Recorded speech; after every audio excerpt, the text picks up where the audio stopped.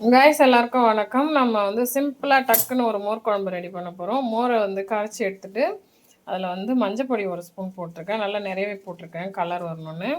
அப்புறம் தேங்காய் ஒரு மூடி, இஞ்சி ஒரு துண்டு, 3 பச்சை மிளகா, தனியா, 2 பிஞ்ச் வந்து மிளகு, சீரகம், கடுகு, இது எல்லாத்தையும் அரைச்சி இது கூட மிக்ஸ் பண்ணி அப்படியே ஈயச்சொம்பில் போட்டு ஒரு கொதி விட போகிறோம். எல்லாத்தையும் அரைச்சிட்டோம். நம்ம வந்து இதை மிக்ஸ் பண்ணி தயிர் வந்து புளிச்ச தயிராக இருக்கிறதுனால கொஞ்சோண்டு பால் விட்டு அப்படியே அலம்பி விட்டுருக்கேன். இது வந்து இப்போ வந்து நம்ம சுடு பண்ணிக்கலாம்.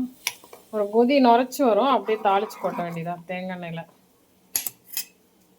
மோர் குழம்பு தாளிச்சிக்கலாம். தேங்காய் எண்ணெய் விட்டு கடுகு, உளுத்தம் பருப்பு, ஒரு பிஞ்ச் வந்து வெந்தயம். இது நுரைச்சி வர ஆரம்பிச்சிடுது. அவ்வளோதான், கொதிக்கெல்லாம் விடக்கூடாது. கறி லீவ்ஸ் மட்டும் இல்லை, சாரி, ட்ரை பண்ணுங்கள். தேங்க்யூ. அவ்வளோதான், வெண்டைக்காய் கறி, மோர் குழம்பு, பருப்பு ரசம்.